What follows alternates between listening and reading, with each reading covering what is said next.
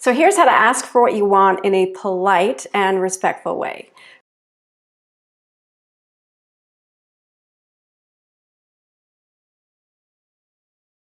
First of all, know that you have to ask for what you want. Be clear on what it is, and then be willing to ask for it and wear people down.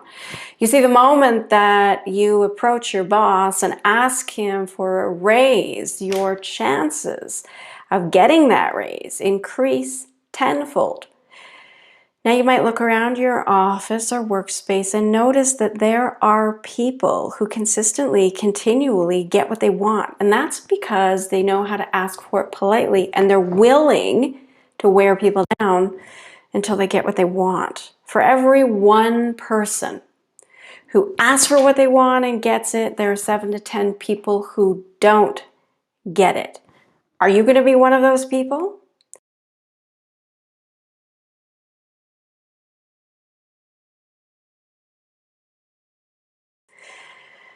So you have to know what you want. You have to know why you want it. You have to know who to ask for it and how to consistently ask in a little bit of a different way at the right time so you can get what you want. Know this. Difficult people get what they want because they, usually it's attention, it could be affection, but it's something that they're actually looking for. Studies show that difficult people get to work better shifts, they get to work with better people, they get to do better jobs. Let's figure out how we can consistently wear people down in an appropriate and respectful way so that you can also get what you want. So first I want you to consider, when was the last time that someone wore you down? So really think of that situation. Was it your child? Maybe it was a spouse, maybe it was a coworker, maybe it was a leader or a manager. They wore you down. How did they do it? Was it by email? Did they call you? And specifically think about how many asks did they have to make before you gave in to them. So was it once? Was it twice? Was it 3 times? The average is about 6 or 7 times that we have to ask. So we're going to have to be kind of unique about how we present our proposal to people.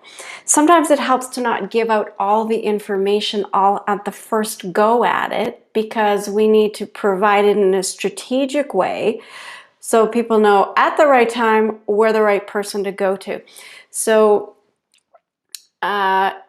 next, you want to decide what you want. So be really clear. Do you want a promotion?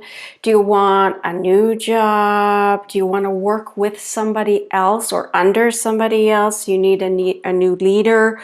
Or do you just want new challenges in your job? Decide what you want. Be super, super clear on what that is. And then decide, who should you ask?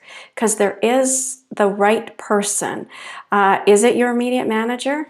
I mean, if you want their job, should you ask them? Because actually they will need to find someone for that job. If they are moving on, look around. Here's what I would do. I would look at someone who has achieved what you hope to achieve. Look at that person and look at how they got there. I mean, who did they go to? Who was their go-to person? You might even go and ask them, how did you get the position that you're in? I know of a colleague who wanted to get specific work hours. So she went to another colleague who got those kinds of preferred hours and figured out how she asked and who she asked. So find the right person. It's probably not the most obvious person. And you also might need to talk to a couple of people. Decide who your best first ask is, and then you go to your second ask. So you've decided what you want. You've decided who you need to ask for that. And then you want to decide when is the best time to ask. Like, is it the start of the day when people have energy and enthusiasm? Or is it more like the end of the day when people are exhausted and worn down and just want to go home, but now they have something to think about?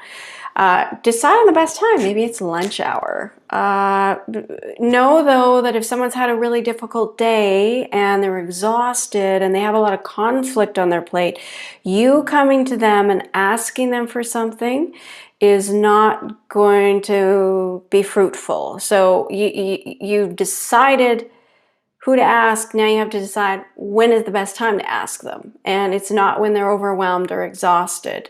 That's why I think the start of the day is probably, and research does suggest, is probably the best time, because you're starting off with a clean slate. And then finally, you have to know how to ask them. And again, if you're going to ask 6 or 7 times, then you want to vary your approach each and every time. The first time, it might be more of a general ask. The second time, you might ask a little bit more specifically. When you ask for what you want, you have to give a reason why you want it, be really specific on what you want, and what is required for you to get what you want. What kind of resources will you need? What sort of tools? So you need to do a lot of research to figure out how to ask. And then stage your approach 6 or 7 times, starting more generally, asking a little bit more specifically the next time, but always giving a really good reason why you deserve what you want, or why that person. It's always about what they will get out of giving you what you want. Okay, so we're almost there. This is a really important part, though. The first time you ask someone for what you want, you need to gauge their response and get a little bit of feedback. It might be the first time they ever thought of it. They need to do a little bit of research on their own. They need to ask around. So you want to, when you ask somebody, you want to be able to let them say no without saying no. So it's a not right now response, meaning they just need a little bit of research. And in the end, the first time you ask, you're just trying to get information to see if what you're asking is even possible. And are you talking to the right person? Is this the right time? You're looking for feedback. So when you ask someone, don't make them say no. Make them say, oh, maybe this isn't quite the right time for you. Perhaps I can come back later.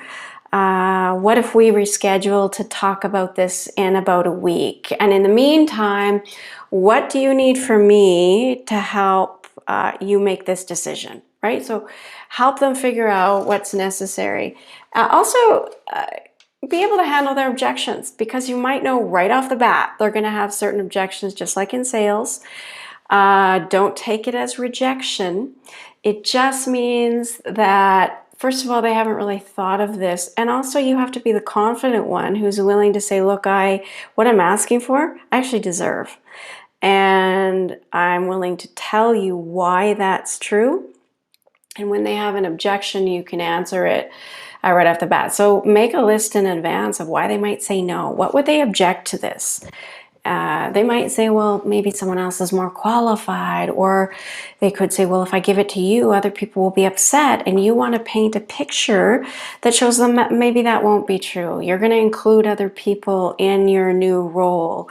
You're going to help mentor people and show them why your proposal, or what you're asking them for, is appropriate. Now, again, you're going to ask a lot of times, so think about different ways to continue to ask the same question.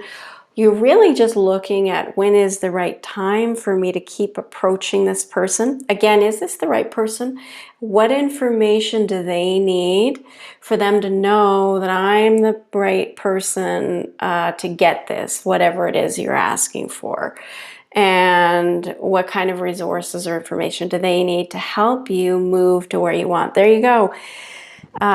Be clear on what you want. Make sure you know who you should ask. Be clear on the kind of information they need to help you make that decision, to show them that you're the right person for the job, and you will get what you want. Wear them down. Remember, people are distracted. You have to keep on asking.